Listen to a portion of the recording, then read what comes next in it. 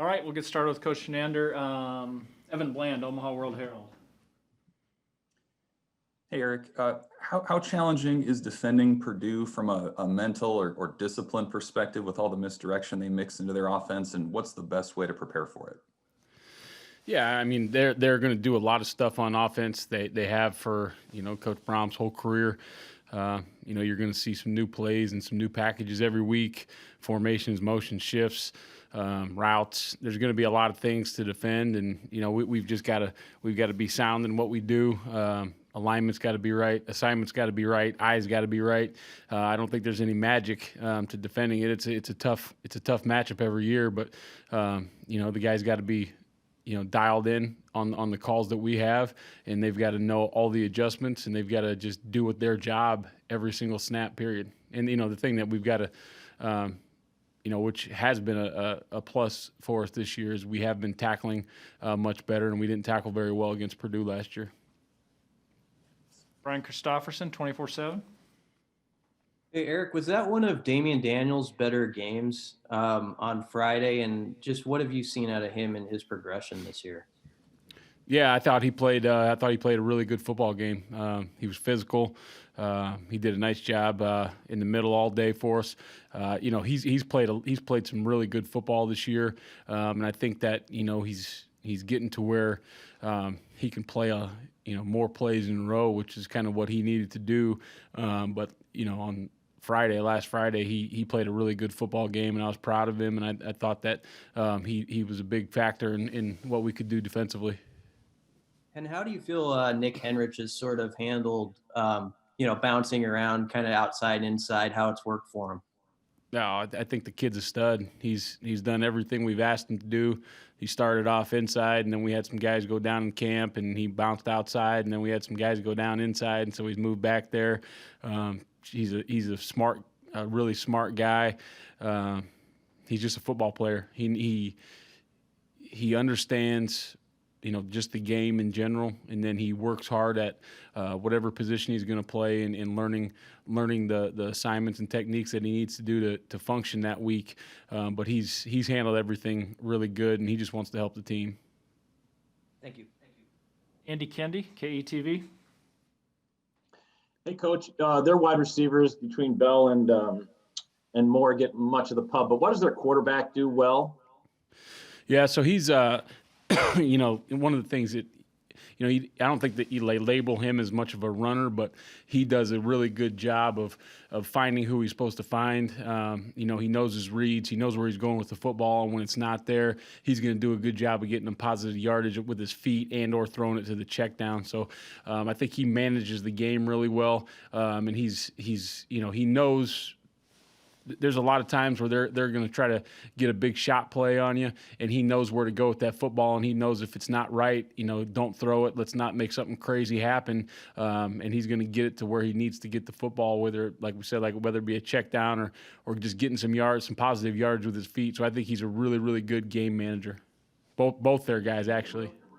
Yeah, you did a really good job last year with Bell. What was the secret there? I wish there was a secret. I think that guy's a really good football player. But I think, in the back end last year, for the most part, obviously there's a couple breakdowns, or we probably would have won that football game. But, I think the guys just played with really good technique, and they had a pretty good idea of what we were trying to get done defensively and, what was going on offensively. Not that you're ever going to know 100% with this group because they do a good job of mixing it up. But I think it was just more about technique and eyes last year more than anything. Steve Sipple, Lincoln Journal-Star. Erik, I think you would consider that a good bounce back performance by the defense, holding Iowa to 2.9 yards per carry. How important was that for your unit to come back like that after what we would call a setback versus Illinois? Yeah, I don't even know if I'd call that a setback. I think that was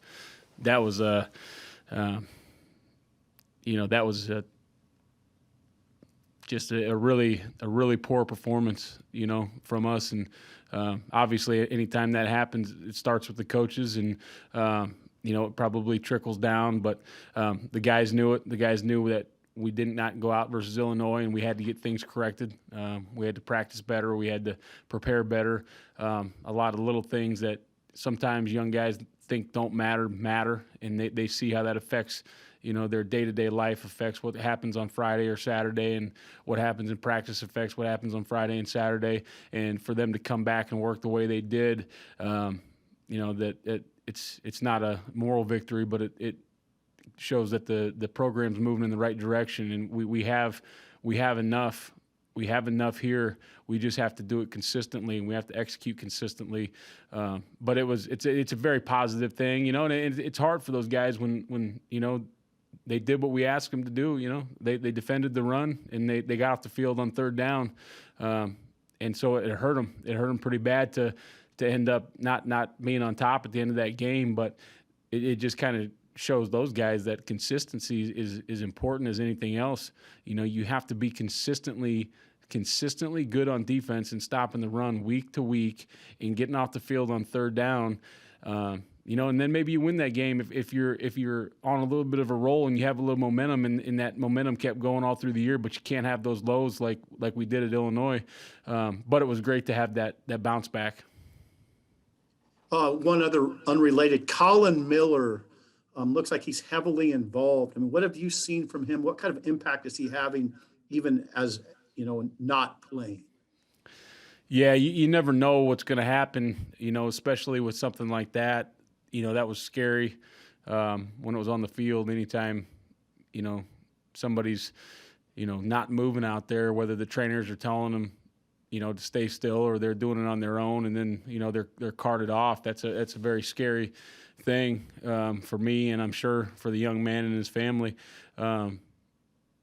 It's hard with the COVID because you can't go visit anybody in the hospital and all those kind of things. But he called on Sunday and said he was feeling pretty good, and I didn't know what to expect really. And then he shows up Monday morning bright and early for the meeting with a smile on his face. He's in every special teams meeting. He's in every position meeting. He's out at practice encouraging guys, coaching. He's got a script. He's helping everybody out. So as many guys like Colin Miller as we can get in this program, we need him because he's a warrior.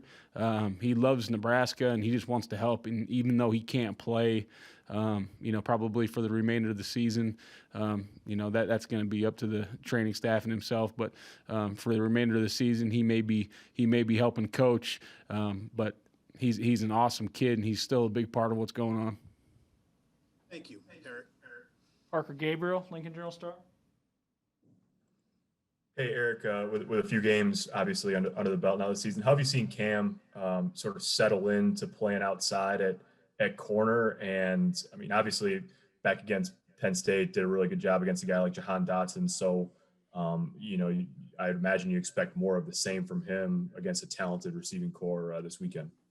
Yeah, I think obviously, we talked about it beginning of the season and having him at corner and only playing corner instead of moving him around like we had to do last year was in his best interest, and he's played really good football so far. I don't even know how many times he's been targeted this year, but it hasn't been a ton, and he's made a lot of plays. He was close on a play on Friday. I thought he was gonna pick that one, but he's playing really good football right now. He's got a lot of confidence in his game, and the guys have a lot of confidence in him out there. And I expect him to go out and play at a high level this weekend too, no matter who he's guarding. One other quick one, if I could. There was a play. Iowa was getting toward the red zone, and Will Honus motioned out. He was all the way out on the boundary, and then he made a tackle in space on a crossing route coming back across. Is that a play that he makes last year or earlier in his Nebraska career? Because he covered a lot of ground.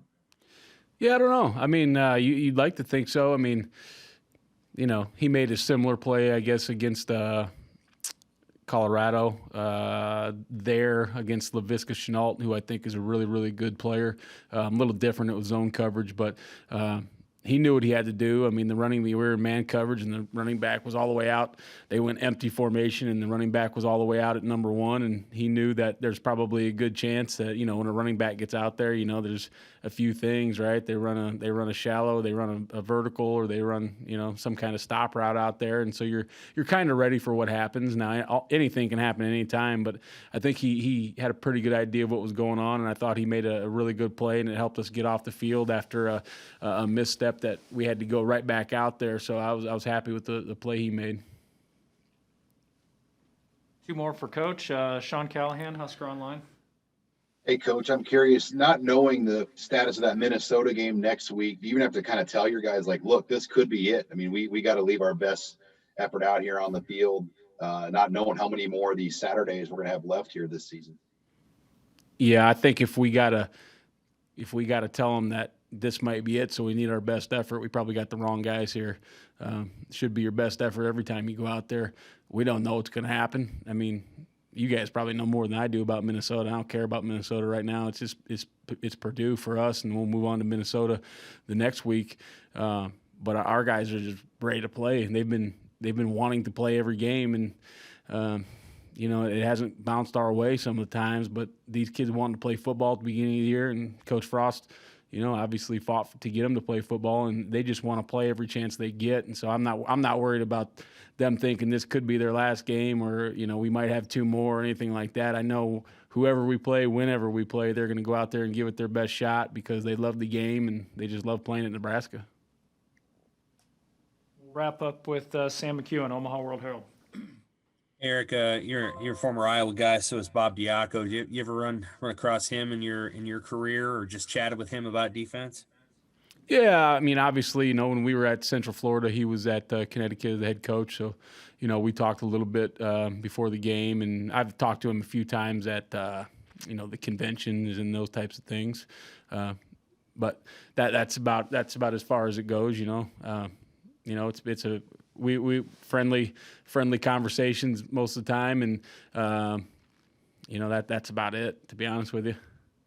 Styles are different though, right? Like he's fairly well known for sort of a prevent style of defense, and would it be fair to say you're far more aggressive in that way?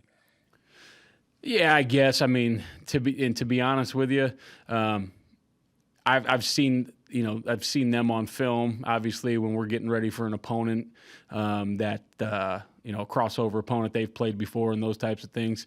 But to be honest with you, I haven't studied his system enough to know, you know, what exactly he's doing and how much pressure and all those types of things. But you know, I guess from what we've heard, he's a little bit more, you know, drop eight or you know, whatever you want to call it.